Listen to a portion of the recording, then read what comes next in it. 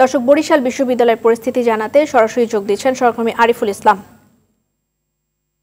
আরিফ, বরিশাল বিশ্ববিদ্যালয়ের শিক্ষার্থীরা হল ছেড়েছেন কিনা? আমরা সকাল থেকে জানছিলাম যে তারা এখনো পর্যন্ত হল ছাড়েননি।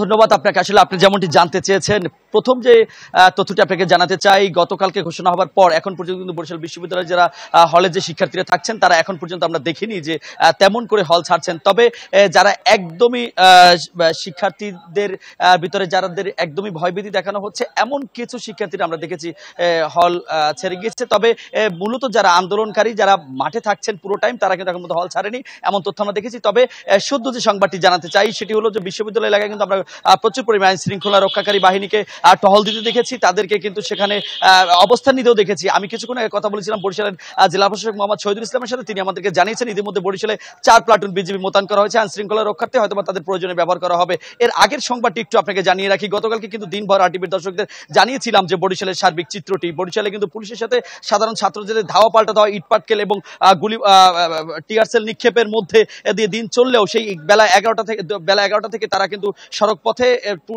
সকল ধরনের যানবাহন বন্ধ করে দেয়। এর পরবর্তীতে আইন শৃঙ্খলা বাহিনী যারা সদস্য তাদের সাথে ধাওয়া পাল্টা দেয়। এক পর্যায়ে আইন শৃঙ্খলা বাহিনী প্রায় 29 জন সদস্য আহত হয় এবং সাধারণ শিক্ষার্থীদের মধ্যে অনেকে আহত হয়, যারা বর্তমানে শেরে বাংলা মেডিকেল কলেজ হাসপাতালে চিকিৎসাধীন রয়েছে।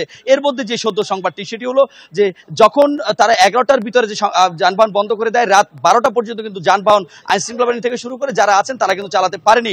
এর পরবর্তীতে কিন্তু বরিশাল মহানগর আওয়ামী লীগের যিনি সাধারণ সম্পাদক সাবেক মেয়র, তার নেতৃত্বে আওয়ামী লীগের কিছু নেতাকর্মীদের নিয়ে তারা রাস্তাঘাট পরিষ্কার করে সেই যান চলাচল কিন্তু স্বাভাবিক করে।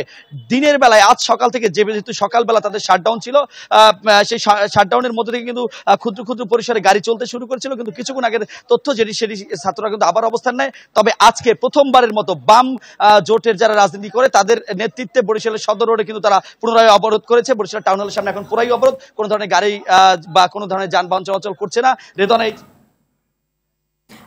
আরিফুল ইসলাম থাকবেন আমাদের সাথে, পরবর্তীতে আবার যোগাযোগ করব। বরিশাল থেকে তিনি আমাদের খবরাখবর জানাচ্ছিলেন।